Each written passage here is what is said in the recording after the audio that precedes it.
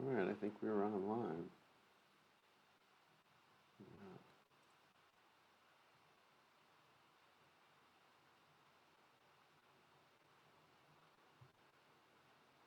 All right, online.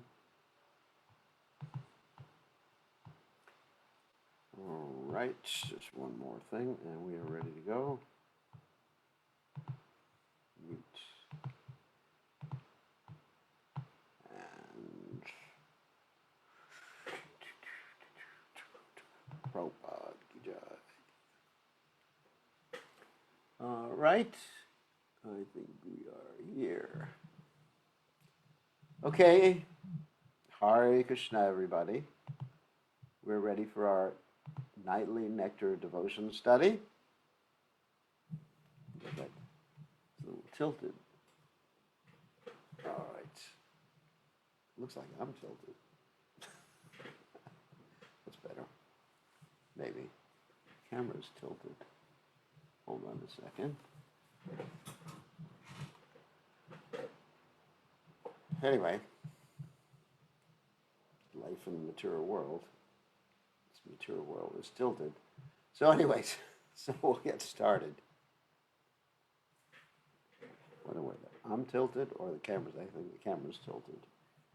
Or the floor is tilted. Anyway, so we will start. That's better.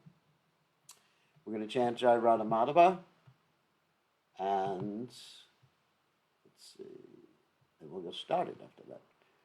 Okay. Jaya Radha Madhava Kunda Bihari.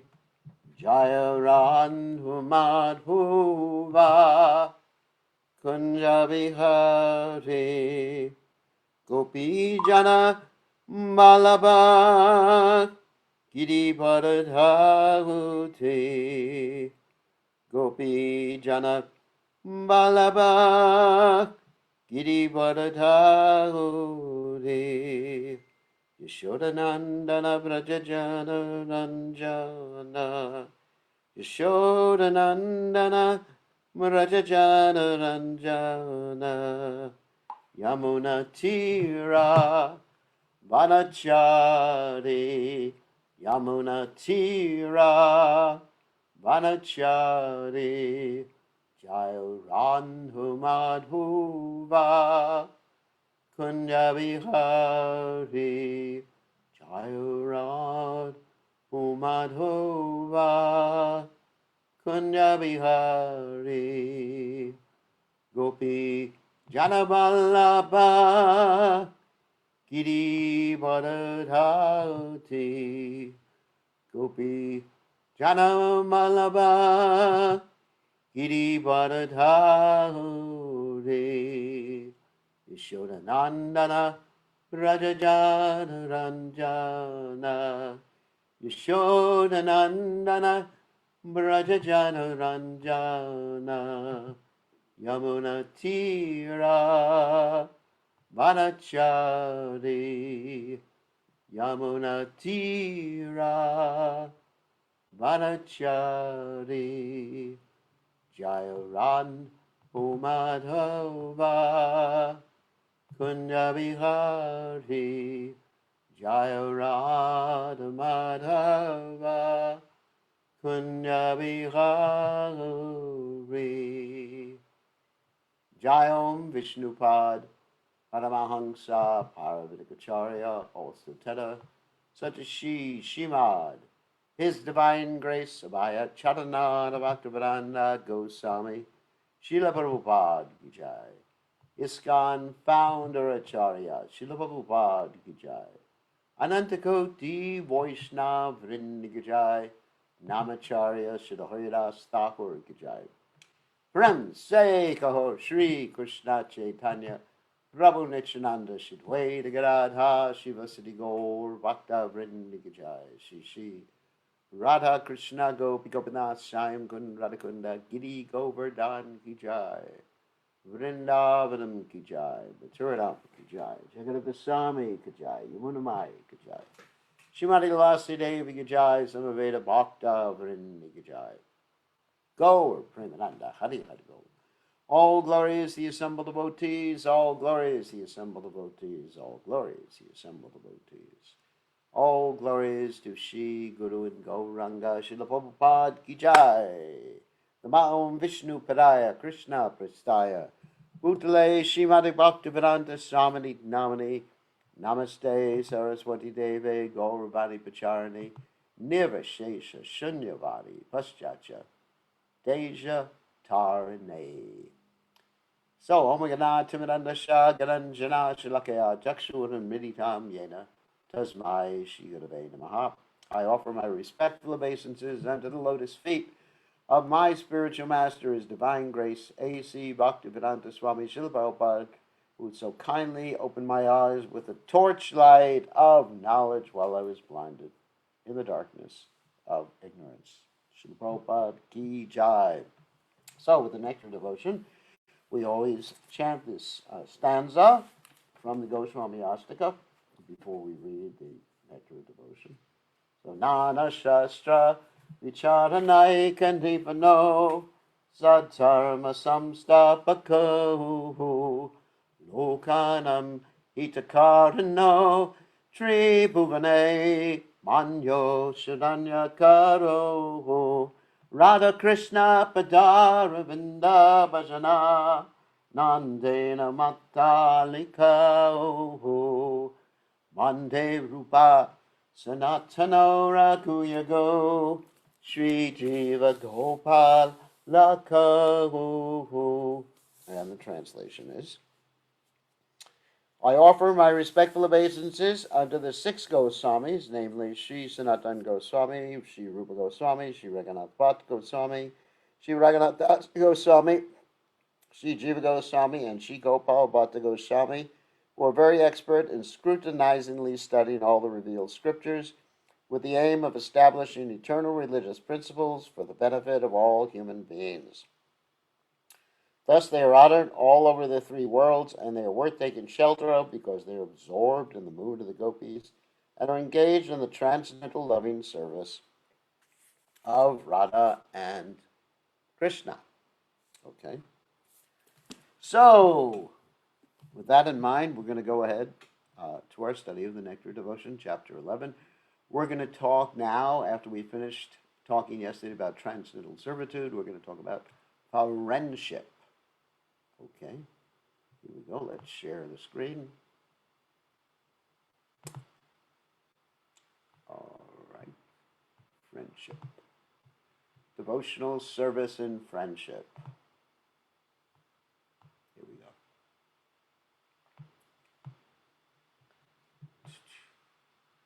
Okay. Devotional service and friendship can be divided into 2 categories. The first is to act as the confidential servant of the Lord, and the other is to act as the well-wisher of the Lord. The devotee who has confidence in devotional service of the Lord systematically follows the rules and regulations with the faith that he will achieve the platform of transcendental life. The second type of devotional friendship is to become a well-wisher of the Supreme Personality of Godhead. In Bhagavad Gita, it is said that the Lord accepts a preacher as his most dear servant. Anyone who is preaching the confidential message of the Gita to the people in general is so dear to Krishna that no one can be equal to him in human society. So actually, there's several ways to take this. One way you can take, well, someone's in the spiritual world, and you're superior to Krishna as far as your rasa is concerned, or that you're in this material world, you're aspiring to be a devotee, but you understand that Krishna is your friend, as Krishna says in the 5th chapter of the Bhagavad Gita. Bhaktaram Jakatapasam, Sarva Lokamaheshwaram, Suridam Sarva Bhutanam, Yatva Mam Shanti Richati. Krishna says in his famous verse, Prabhupada's peace formula, that one should understand that Krishna is the enjoyer, Bhaktaram Jakatapasam, of all sacrifice. Sarva Lokamaheshwaram, he's the Lord of all worlds.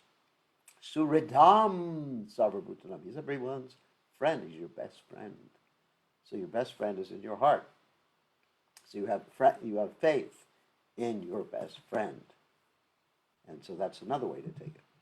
So in the Mahabharata, Draupadi says, my dear Govinda, your promise is that your devotee will never be vanquished. I believe in that statement, and therefore, in all kinds of tribulations, I simply remember your promise, and thus I live. So that's Krishna's your friend. He's always taking care of me, always protecting me. What is that? Two of the surrendering principles. What are they? That Krishna is always maintaining me. Krishna is always protecting me. Okay. The purport is that Draupadi and her 5 husbands, the Pandavas, were put into severe tribulation by their cousin brother Duryodhana as well as by others. The tribulations were so severe that even Bhishma Deva, who was both a lifelong brahmachari and a great warrior, would sometimes shed tears thinking of them. He was always surprised that although the Pandavas were so righteous and Draupadi was practically the goddess of fortune, and although Krishna was their friend, still they had to undergo such severe tribulations. Though their tribulations were not ordinary, Draupadi was not discouraged. She knew that because Krishna was their friend, ultimately they would be saved. Now, of course, this type of friendship refers to Krishna's interaction with his devotee in this world. It doesn't mean necessarily that in the spiritual world we are situated in the servitude relationship with Krishna, where we consider Krishna to be our friend. He's protecting us, he's maintaining us, he's carrying what we lack. And then yastintayandamam yejanak paripasate tesham nejabiyuktamam yadvikshevaham. A similar statement is there in the 11th canto of Srimad Bhagavatam, 2nd chapter, verse 53, where Havi, the son of King Rishabha, addresses Maharaj Nimi, my dear king, a person who never deviates even for a moment from engagement and service at the lotus feet of the Supreme Person, engagement which is sought even by great demigods like Indra, with firm conviction there is nothing more worshipable or desirable than this, is called the first-class devotee. Srila Rupa Goswami says that a neophyte devotee who has simply developed a slight love of Godhead is certainly a prospective candidate for devotional service. When he becomes firmly fixed in such devotional service, that assured status becomes a confidential part of his devotional service.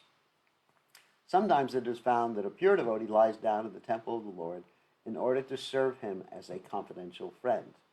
Such friendly behavior of a devotee may be accepted as raganuga, spontaneous, although according to regulative principles, no one can lie down in the temple of the Supreme Personality of Godhead. The spontaneous love of Godhead may be grouped under devotional service in friendship. Very interesting. In other words, you're associating with the Lord and you can sometimes stretch these different restrictions a little bit. Okay. So surrendering everything to the Lord, regarding complete self-surrender, that's called Atmani Vedanam. So you're going through the 9 processes of devotional service, beginning with hearing, chanting, remembering, etc., ending up with Sakyam Atmani Vedanam, a friendship, and then absolute surrender. So this is really what's going on here, the 9 processes of devotional service. Regarding complete self-surrender, there's a nice description in the 11th canto of Srimad Bhagavatam, 29th chapter, verse 34, where the Lord says, a person who is completely surrendered unto me and has completely given up all other activities is protected by me personally, both in this life and the next. In other words, I wish to help him become more and more advanced in spiritual life. Such a person is to be understood as having already achieved Sharsti, having equal opulences with the Supreme. It is also confirmed in Bhagavad Gita that as soon as a person surrenders unto the lotus feet of Krishna, Krishna takes charge of him and gives him a guarantee of protection from all sinful reactions. He also instructs from within so that the devotee may very quickly make advancement toward spiritual perfection. This self-surrender is called Atma Nivedana. According to different authorities, self is differently defined. Self is sometimes considered to refer to the spirit self or soul, and self is sometimes considered to refer to the mind or the body.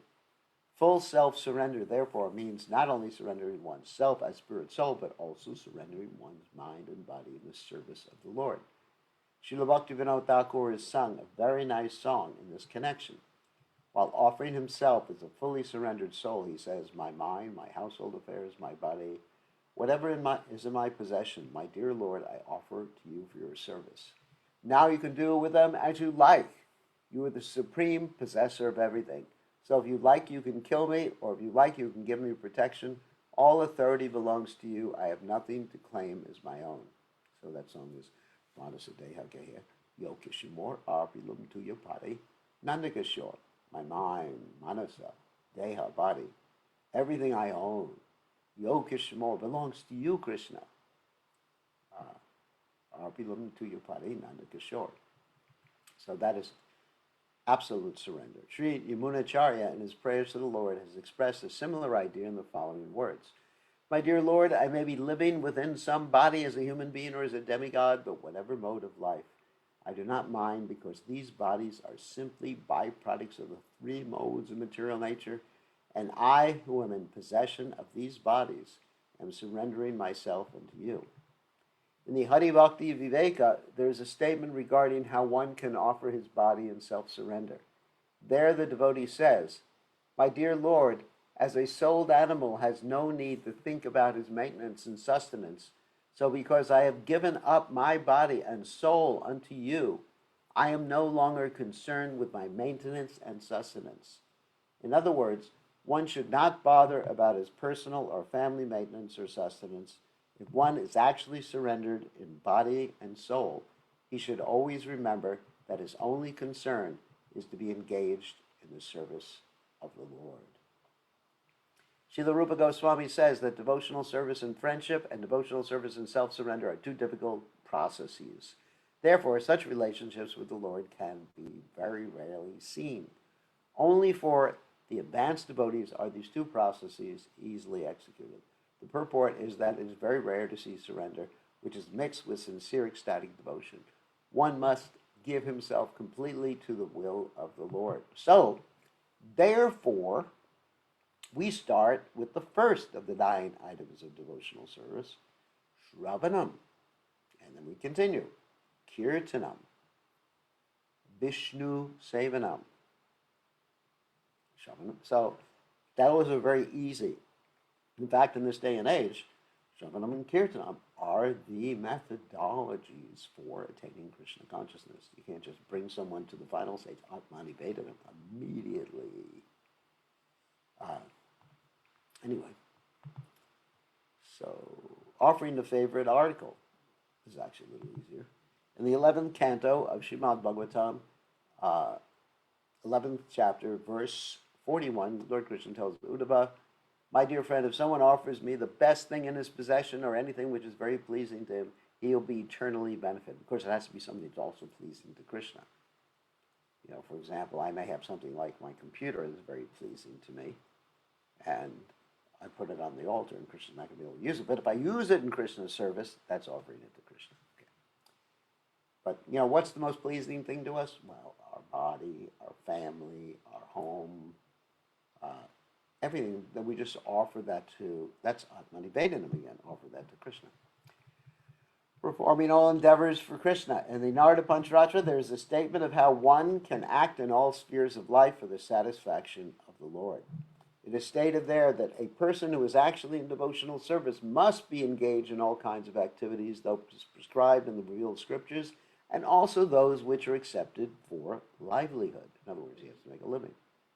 In other words, not only should a devotee engage himself in the prescribed duties of devotional service, which are mentioned in the revealed scriptures, but he should also perform the duties of his practical life in Krishna consciousness.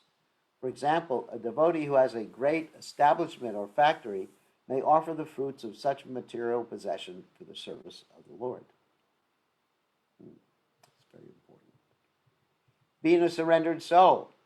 In the Hari Bhakti Vilas, there's the following statement about self-surrender. My dear Lord, a person who has surrendered himself unto you, who is firm in conviction that he is yours, and who actually acts in that way by his body, mind, and words, can actually relish transcendental bliss.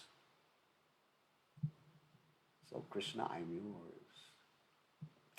In the Shringa Purana, actually, when one becomes a pure devotee to the Lord, like Srimati Radharani, then instead of Krishna, I'm yours, it's Krishna is mine. Krishna say Tamar, Krishna dite par. We say that about a pure devotee. Krishna belongs to you. I'm simply running behind you, shouting Krishna, Krishna. Therefore, we approach the pure devotees and beg for mercy, because Krishna is the property of the pure devotees. Krishna is the property of Srimati Radharani. I think it was Bhakti Siddhanta Saraswati Thakur said one time, the reason we worship Krishna is because he is dear to Srimati Radharani. I'm actually paraphrasing that statement. And then the Shinga Purana, Lord Nrsingadev says, anyone who prays unto me and takes shelter from me becomes my ward. That means he gives you shelter. Well, he takes care of you, he protects you, he maintains you. And I protect him always from all sorts of calamities. Serving trees such as the Tulasi tree, that's an easy one. In the Skanda Purana, there's a statement praising the Tulasi tree as follows. Let me offer my respectful obeisances under the Tulsi tree, which can immediately vanquish volumes of sinful activities. Simply by seeing or touching this tree, one can become relieved from all distresses and diseases. Simply by offering obeisances to and pouring water on the Tulasi tree, one can become freed from the fear of being sent to the court of Yamaraj, the king of death, who punishes the sinful. If someone sows a Tulsi tree somewhere, certainly he becomes devoted to Lord Krishna. And when the Tulsi leaves are offered in devotion at the lotus feet of Krishna, there's the full development of love of Godhead. In India, all Hindus, even those not belonging to the Vaishnava group, take special care of the Tulsi tree.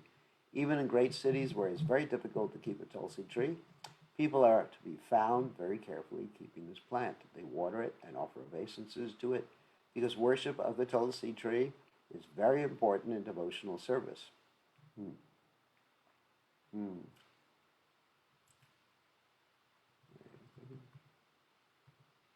In the Skanda Purana, there's also another statement about Tulsi as follows. Tulsi is auspicious in all respects, simply by seeing, simply by touching, simply by remembering, simply by praying to, simply by bowing before, simply by hearing about, or simply by sowing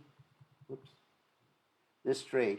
There is always auspiciousness. Anyone who comes in touch with the Tulasi tree in the above mentioned ways lives eternally in the Vaikuntha world. Okay. Chapter 12. Going pretty quickly through Nectar of Devotion. Let's see how much we've gone through so far. Actually, quite a bit. We are making progress. You can see this book was how much. And we'll go quite a bit slower when we get to the later chapters, because then it requires much more explanation. So chapter 12 is further aspects of transcendental service. Hearing the revealed scriptures. According to Srila Rupa Goswami, any book which gives enlightenment in the matter of advancing in devotional service is considered to be revealed scripture. Srila Madhvacharya has also defined revealed scriptures as referring to books such as the Ramayana, Mahabharata, Puranas, Upanishads, Vedanta, and any other literature written in pursuance of such revealed scriptures. In the Skanda Purana, there is this statement: a person who is constantly engaged in reading literature, enunciating the cultivation of Vaishnava devotional service, is always glorious in human society. And certainly Lord Krishna becomes pleased with him. A person who very carefully keeps such literature at home and offers obeisances to it becomes freed from all sinful reactions and ultimately becomes worshipable by the demigods. It is also said to Narada Muni, my dear Narada, a person who writes Vaishnava literature and keeps such literature at home has Lord Narayan always residing in his house. In the Srimad Bhagavatam 12th Canto 13th chapter verse 15, it is stated, Srimad Bhagavatam is the essence of all Vedanta philosophy. Any person who has become attached in some way or other to the reading of Srimad Bhagavatam cannot have any taste for reading any other literature. In other words, a person who has relished the transcendental bliss of Srimad Bhagavatam cannot be satisfied with mundane writings. Residing in Mathura. In the Varaha Purana, of course, Mathura is where Krishna appeared. Of course, in a larger sense, when you say Mathura, that's the greater area in which you find Vrindavan. In the Varaha Purana, there's a statement praising the residential quarters of Mathura. Lord Varaha tells the men of the earth, any person who becomes attracted to places other than Mathura will certainly be captivated by the illusory energy. In the Brahmanda Purana, it is said that all the results of traveling to all the pilgrimages within the three worlds can be achieved simply by touching the holy land of Mathura. Wow. In many whoops. Let me get rid of this. So when people have this habit of trying to call me, let me just knock that out.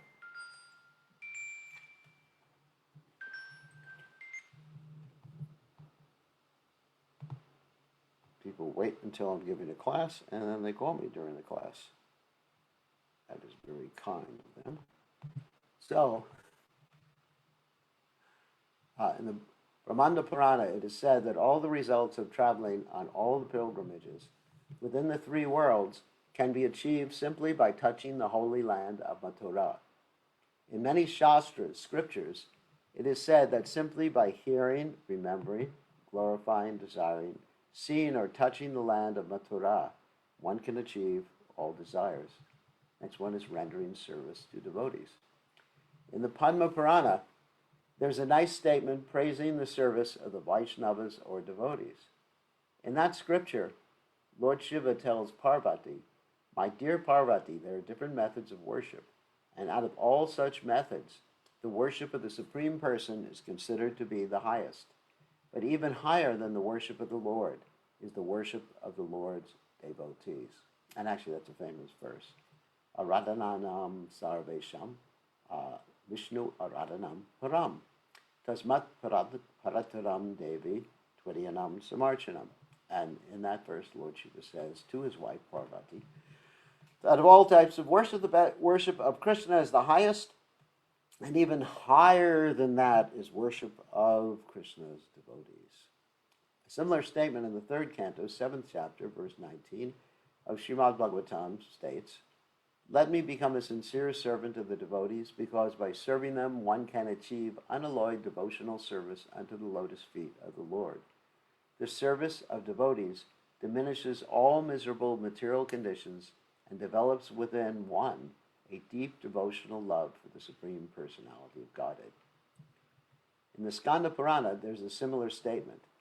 Persons whose bodies are marked with tilak, symbolizing the conch shell, wheel, club, and lotus, and who keep the leaves of tulsi on their heads, and whose bodies are always decorated with gopi chandan, even seen once, can help the seer be relieved from all sinful activities. Wow. A similar statement is found in the first canto, 19th chapter, verse 33 of Srimad Bhagavatam. There is no doubt about one's becoming freed from all reactions to sinful activities after visiting a devotee or touching his lotus feet or giving him a sitting place. Even by remembering the activities of such a Vaishnava, one becomes purified along with one's whole family. What then can be said of rendering direct service to him? In the Adi Purana, there's the following statement by Lord Krishna himself addressed to Arjuna. Another very famous statement. "My dear Partha, one who claims to be my devotee is not so. Only a person who claims to be a devotee of my devotee is actually my devotee." Prabhupada would quote this often. In other words, anyone who says they're a devotee of Krishna is not a devotee of Krishna, or one who says they're a devotee of Krishna, they're a devotee of Krishna. No one can approach the Supreme Personality of Godhead directly. Chaitanya Charitamrita Madhya-lila 1380. One must approach him through his pure devotees. Therefore, in the system of Vaishnava activities, the first duty is to accept a devotee as spiritual master and then render service unto him. All these different quotes and explanations are very much self-sufficient, self-explanatory, so it doesn't require some explanation by me. Srila Rupa Goswami affirms that all the quotations given in the Bhakti Rasamrita Sindhu from different scriptures are accepted by the great acharyas and devotees of the Lord. Next, serving the Lord according to one's position. In the Padma Purana, there's a statement that one should perform the ceremonies for the Lord according to one's financial position. Everyone should observe the different ceremonies and celebrations of the Lord by all means. In other words, if one has a lot of money, then one celebrates in a very opulent fashion.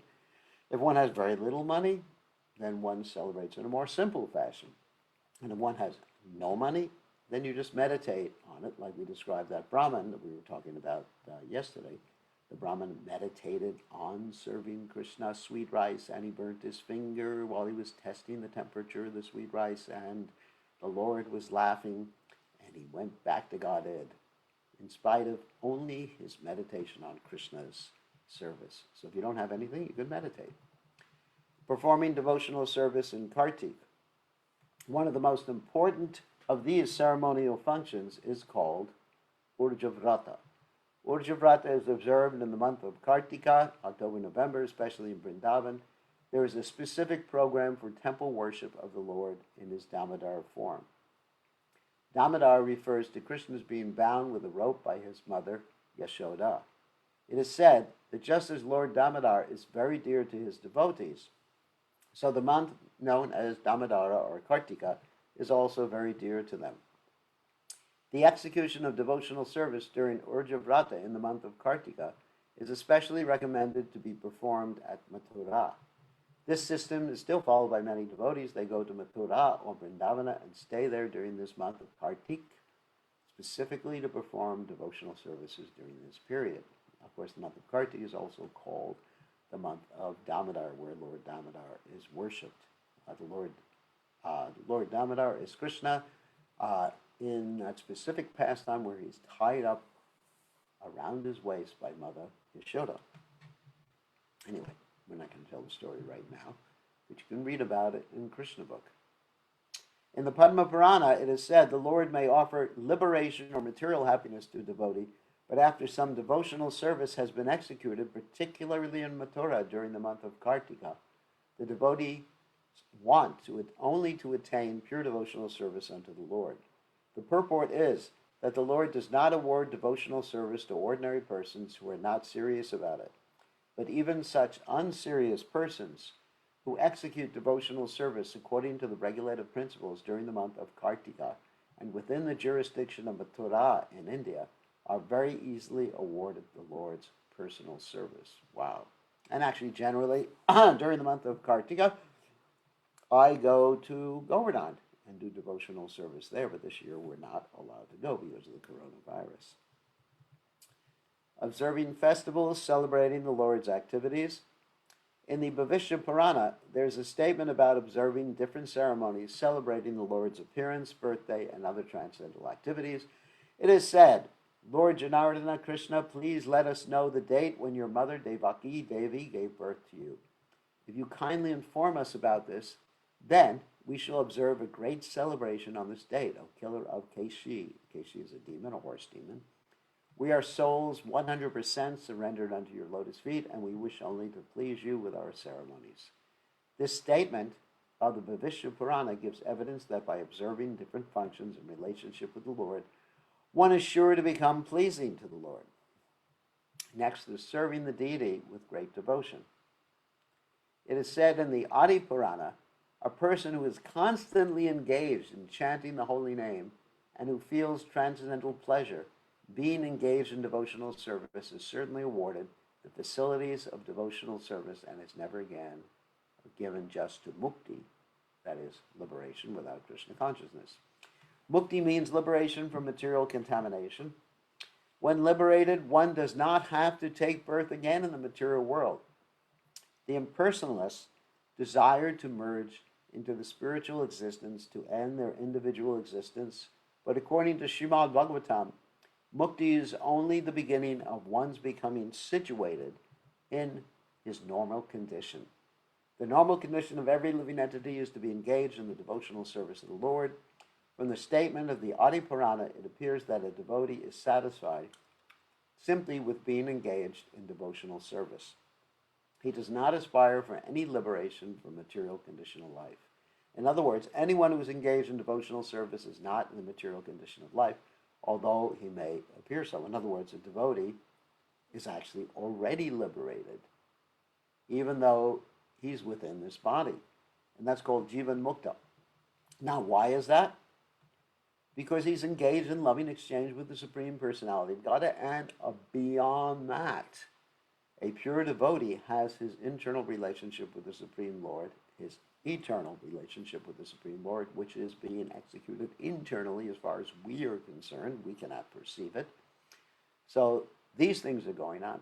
Just like we're talking about one engaged in Raganuga Bhakti, which is the higher stage of Sadhana Bhakti. Okay, so let's backtrack a little, explain what I'm talking about. Sadhana Bhakti is bhakti in practice. And there's two stages of sadhana bhakti. One is called Vaidhi Bhakti. Vaidhi means you're practicing because there are rules and regulations to follow. And the higher stage of sadhana bhakti is called Raganuga Bhakti. In Raganuga Bhakti, as I've mentioned many times before, you're not only doing your external devotional service spontaneously, you're following the rules and regulations spontaneously, not because there are rules and regulations. Not only that, but you have recognized or beginning to recognize who you are in the spiritual world, who you have a connection with in the spiritual world, who you serve under in the spiritual world, and you're beginning to serve in that mood. So while the external service is going on, let's say I may be doing external service, being GBC or whatever. Of course, I'm not saying I'm on that level. But let's say someone who is on the GBC, don't throw at me right now. So someone who's on the GBC may be doing external service, typing on a computer, doing so much management and everything like that.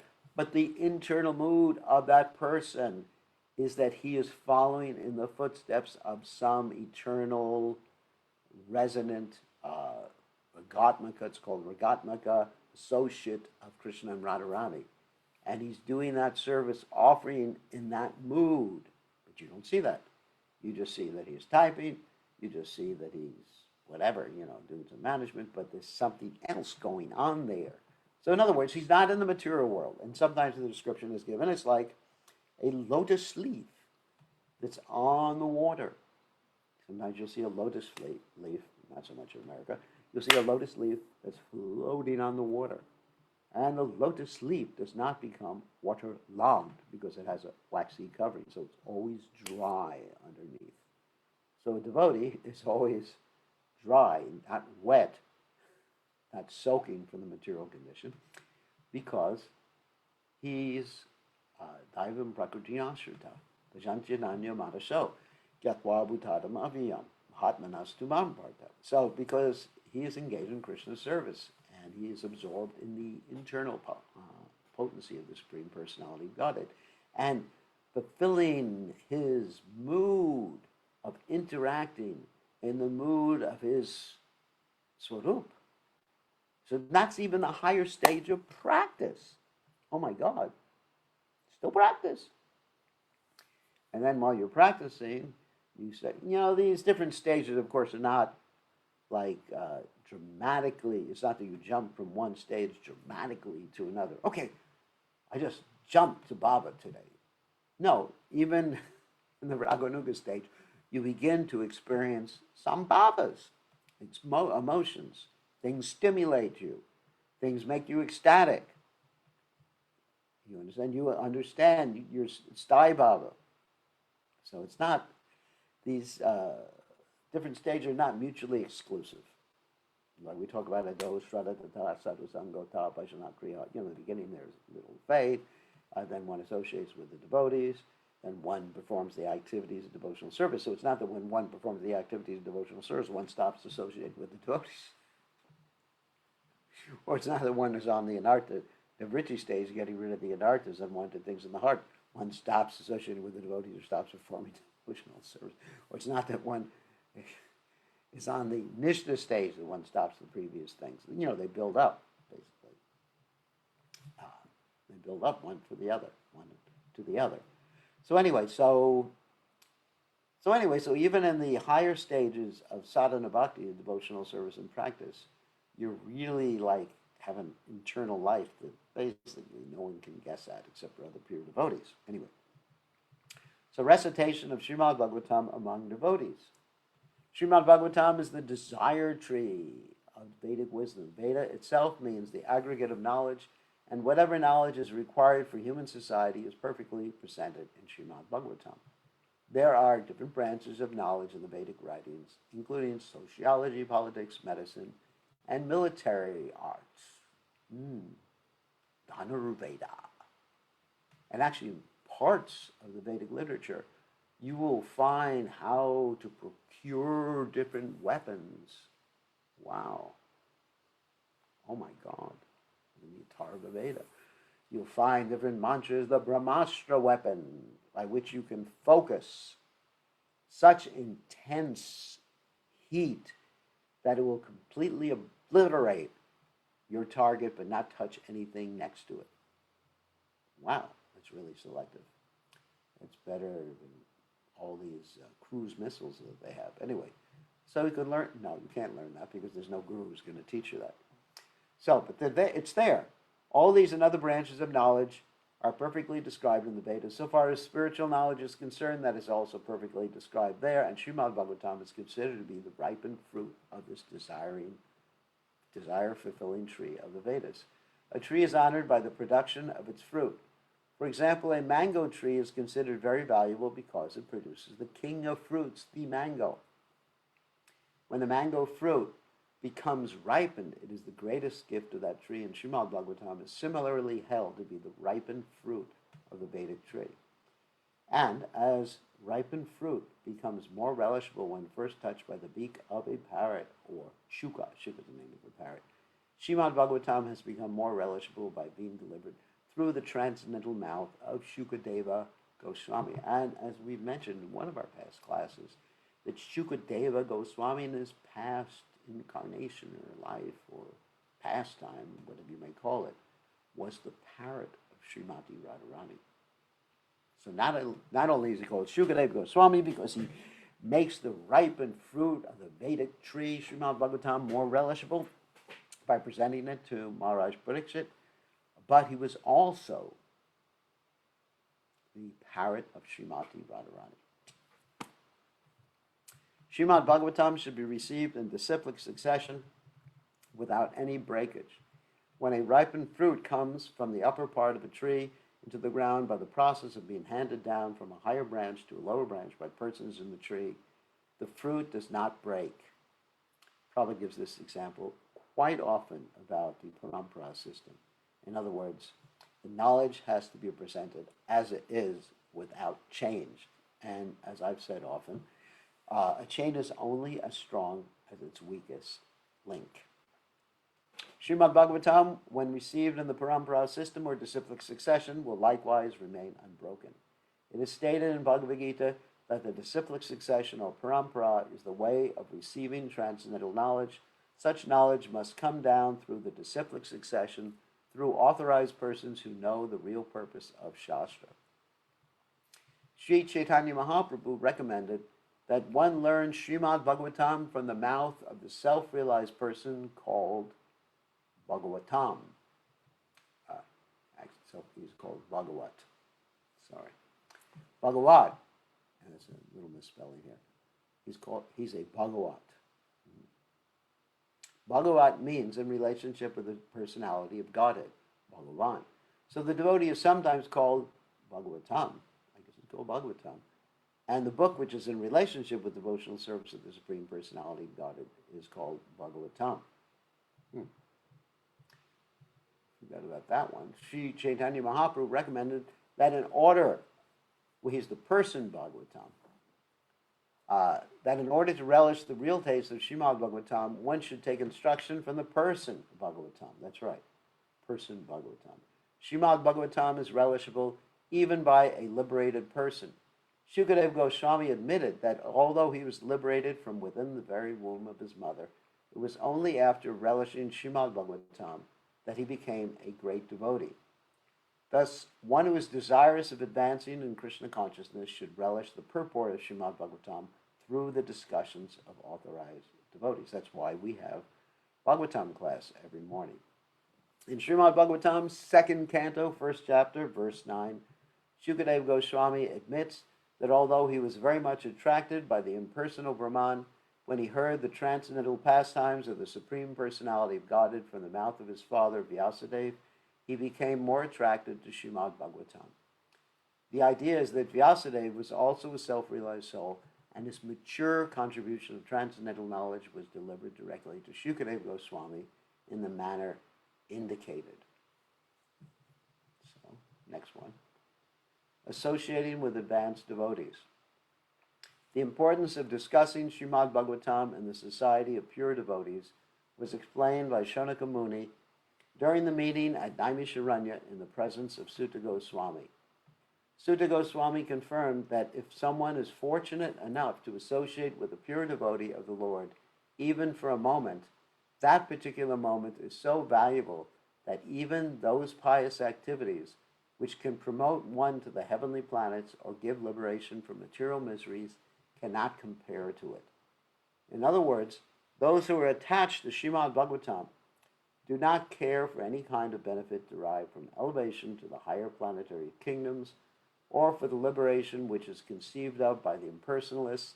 As such, the association of pure devotees is so transcendently valuable that no kind of material happiness can compare to it. In fact, there's the statement in the Chaitanya Charitamrita, Sadhu Sangha, Sarva Shastrakoi, Lavamatra Sadhu Sangha, Sarva Siddhi Hoy. That by 1/11th of a second association with the great devotee, all perfection can be achieved. And then also in the Bhagavatam it said, Swardunya po nishevaya, that even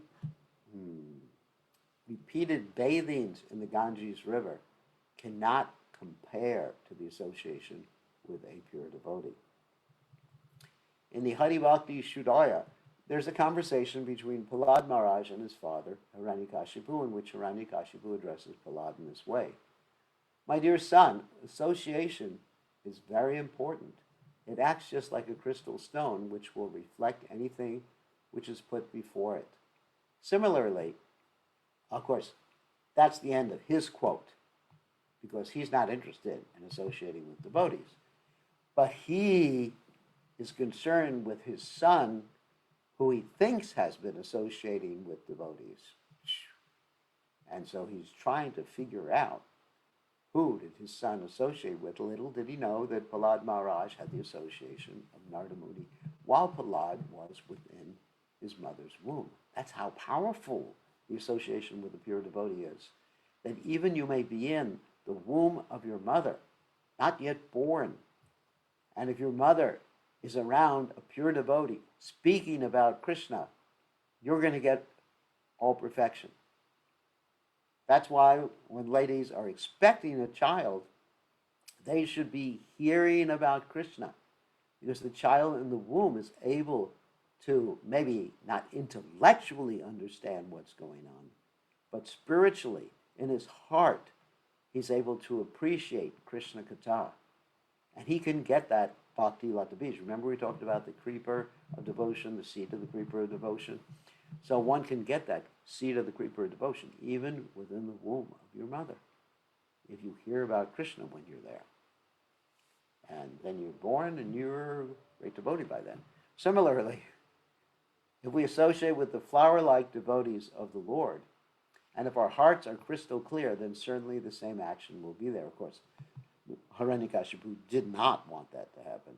Another example given in this connection is that if a man is potent and if a woman is not deceased, then by their conjugation there will be conception.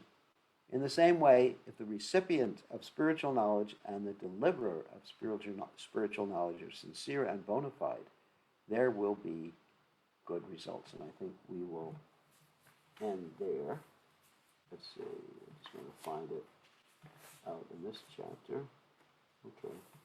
Tomorrow we will finish that chapter. So, tomorrow we'll continue with chanting the holy name of the Lord. So now we'll take some questions. Hold on a second. We'll allow you to unmute yourselves. Okay, who has a question? Hare Krishna Gurudev, Rishikesh. Okay, Ski Jai. Hare Krishna. Gurudev, I have a question about, there were many, like priests church priests who had association with Srila Prabhupada for quite a bit actually, for when Srila Prabhupada interviewed this church priest. So even such people who come to Srila Prabhupada with some, even they got benefited, like moments association Yes, of yeah, they devotees. definitely just by coming in touch with the pure devotee, as long as they didn't commit any offenses against Srila Prabhupada, they're benefited, and there's a great possibility in their next lives they will actually become Hare Krishna devotees. Okay. Anybody who comes in touch with the pure devotee or appreciates a pure devotee or puts the books that Srila Prabhupada wrote on his bookshelf or serves Srila Prabhupada in any way directly or indirectly gets benefited.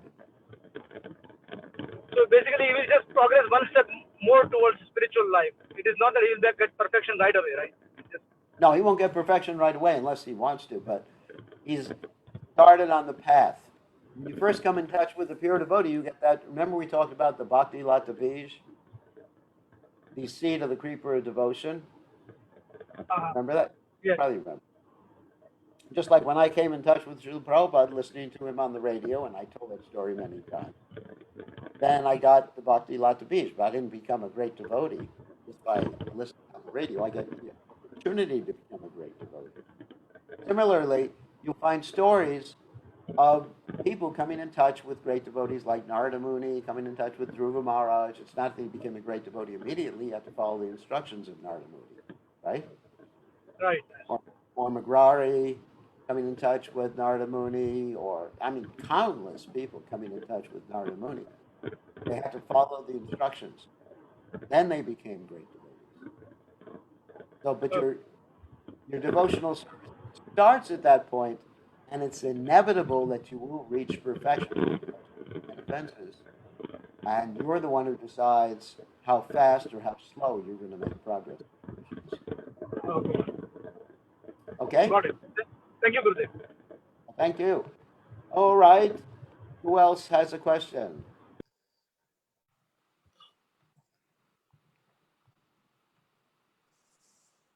Wow. Oh, Praneshwara, did you get a Yes. watch yet? Yeah, yes, Gurudev, I get. You have a watch?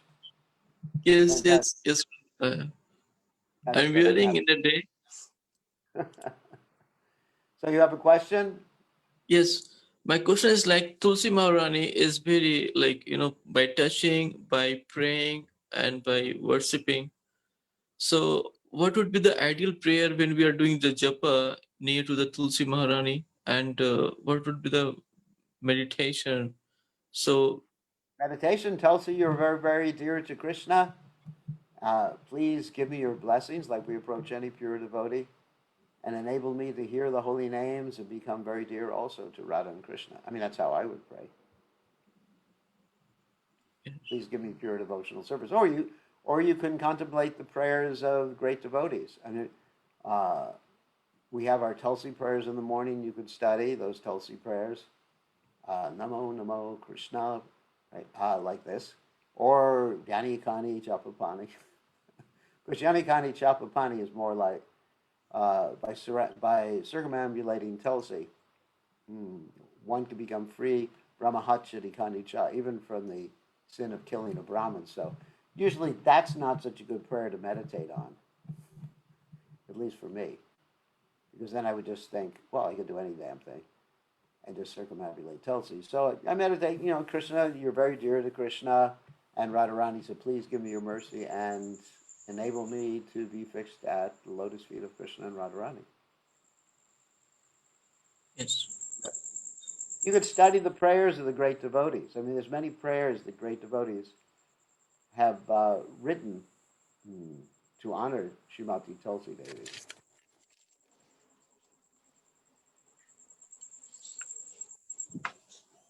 Yeah. Anyway, read the prayer that we chant every morning. Yes. Right? Yes, Gurudev. Okay. So who else has a question? Hare Krishna, Guru Maharaj.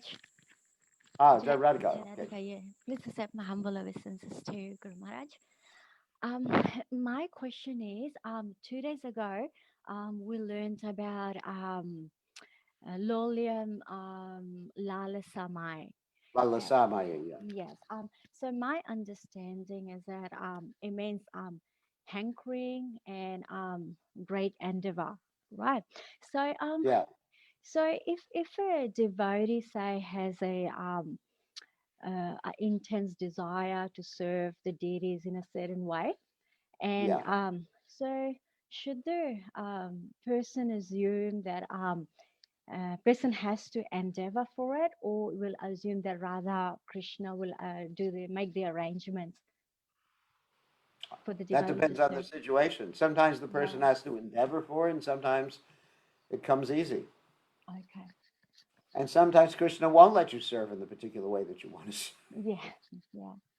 Yeah. I mean, I have sometimes I get notices from different disciples in different parts of the world, and they want to serve the deities in a particular way, and they say, well, the head pujari won't let me do it. Mm. Yeah. So I'm not going to mention Yeah. which devotees I'm talking about. Yeah. They said Yeah. the head pujari won't let me do it. So uh, Actually, but usually yeah. talking about lalasamai, tense hankering like that. Uh, it's in reference to spiritual achievement, something like intense hankering for spiritual perfection. Mm-hmm. Krishna, when will I reach Vrindavan? When Right. will I understand Radha and Krishna? Right. When will I be free from all these anarthas? Mm-hmm. Vishayacharya Kavi Shuddha Habimana Kavi Hama Hey Rabu Sri Vrindavan. That's an example. When will my mind be free? Vishayacharya Kavi Shuddha Habimana. When will I have a purified mind? Kavi Hama Hey Rabu Sri Vrindavan. Then when my mind reveal Vrindavan. So that's sort of intense hangry. Mm-hmm. Usually I haven't heard it referred to in regard to some specific service externally. Unless it's intense hankering to fulfill the desire of the spiritual master or something like that. But we have so many desires for service, but Krishna may have a different idea for us. Yes. Mm-hmm. So many times we want to do a service, but Krishna says, no, I want you to do something else. Mm-hmm. So loyum, intense hankering, greed. Actually, it's sometimes translated as greed. Yes. Yes. For Krishna consciousness, I will become Krishna conscious. That doesn't necessarily, let's say if you want to become the head Pujari, I don't think you should apply the term loyum to that. Mm-hmm. Yeah. Yeah. That I really want to be the head Pujari and kick out that Mm-hmm. old rascal that's there. Yeah. Loyum actually refers to the greed for achieving Krishna consciousness or specific perfection in Krishna consciousness. Right. Greed. You should be greedy. Beg, borrow, steal, but get yourself the nectar of the holy name. Mm-hmm. Yeah. Yeah. So if a person, Okay? sorry, can I ask just a confirmation, just to follow up? So if a person has an intense desire, so I know that you said not always, it depends on the circumstances, the situation. So does it like usually Radha Krishna arranges that, or person has to really endeavor to get the service? What sort of intense desire are you talking about? To do a Um, specific service Not specific, just any normal service. So any like normals? like What do you mean by that? say a person likes to cook for the deities, so he has a really desire for it. So So is you it really like, need to cook for the deities. Then, if Krishna doesn't arrange it externally, yes, you do it in meditation, like that Brahmin we talked about. yes, yeah, okay, so it's like that. So it's actually Krishna arranges it if the Krishna likes it for the devotee to do that particular service. Yeah, So Krishna will arrange. right, He may not arrange externally, but if you really desire to cook for the deities, yeah, then your desire will be so intense that you'll do it internally in meditation. right, okay, thank you very much, thank you. But you may not be allowed to cook for the deities in the temple. Yeah, yes, yeah, yeah, That's up to Krishna. it's up to Krishna. Yeah. I mean, I have so many desires, and Krishna doesn't, and they're all centered around Krishna somehow or other. Krishna Yes, doesn't fulfill them all. right. Right. Yeah. Thank you. But the desire for a specific service in the spiritual realm, and we're talking about transcending this external material world, that Krishna will help you fulfill. Mm-hmm. In this world, you can't always have what you want. Mm. It's actually a song like that. You can't always get what you want. Anyway, you can't always get what you want in this world, but spiritually, if we have an intense desire that's consistent with our relationship, our eternal relationship with Krishna, then Krishna will assist you in fulfilling that. Mhm. Okay? Thank you. But Thank you you. may not get the service in this world that you want. Yeah. It may not happen like that. Yeah. Okay. Who else has a question? Hare Krishna. Haribol Sumukha. Please accept my humble message, Guru Maharaj. This in this devotional service in friendship in Nectar edition you read today that in Bhagavad Gita it is said that the Lord accepts a preacher as the most dear servant. Anyone Yeah. who is preaching the confidential knowledge of Gita to the people in general is so dear to Krishna that no one can be equal to him in human society. Yeah. So, So I am just a pujari here, so I'm not very dear to Krishna. yes, you're a rascal. So, anyways, no. Let me explain. Like Prabhupada explained that as far as preaching in Krishna consciousness, Prabhupada compared this sometimes to the army, to an army. The army has support troops. Actually, most of the soldiers in any army are not on the front lines. They're support troops. In other words, that supply the food, that supply this, supply that to the troops on the front line, or else the troops on the front line wouldn't be able to preach. So every service within the Krishna consciousness movement is meant for assisting the preaching. Your service of deity worship is very dear to Krishna because it's a preaching service. Because what happens when people come to the temple? Like right now, you're not in lockdown anymore in Fiji. And how many people come on Sunday to see the deities? You tell me. Hundreds, hundreds. Hundreds. Hundreds come on Sunday to see the deities. So that means you're preaching because you're attracting them to Krishna. You're maybe not preaching with your words. Sometimes you can preach with your words, but you're preaching through your actions.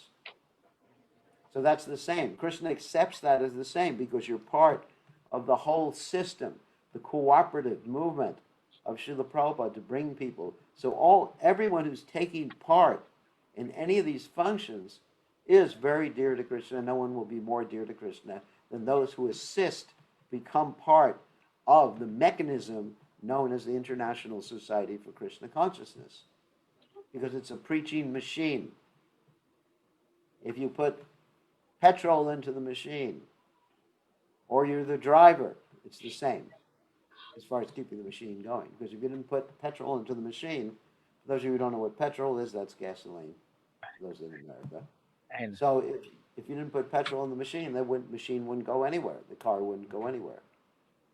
So the driver, or in any endeavor, just like if you're a race car driver, you have a whole team that not only puts petrol in it, or diesel, whatever they put in, jet fuel, into the machine, but also changes the tires, does everything. And they're part of a team that ensures success.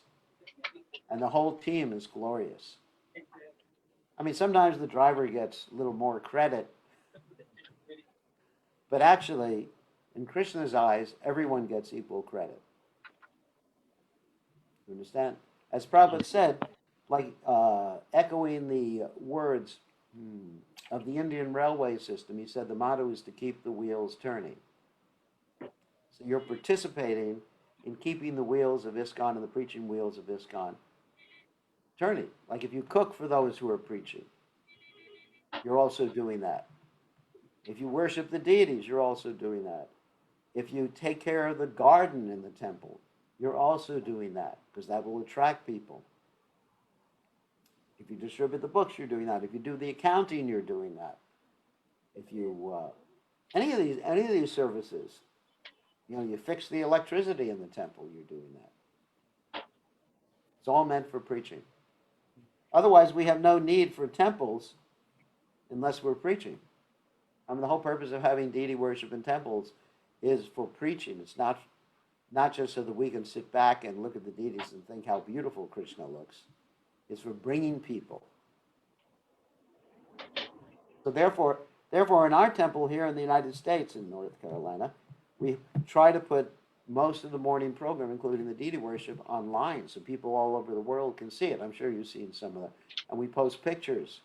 On my Facebook page, we post pictures on the internet, and Mayapur TV has our videos all day long.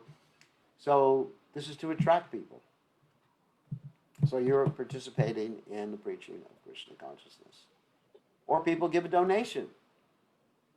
They're participating. You're helping the preacher do his or her service.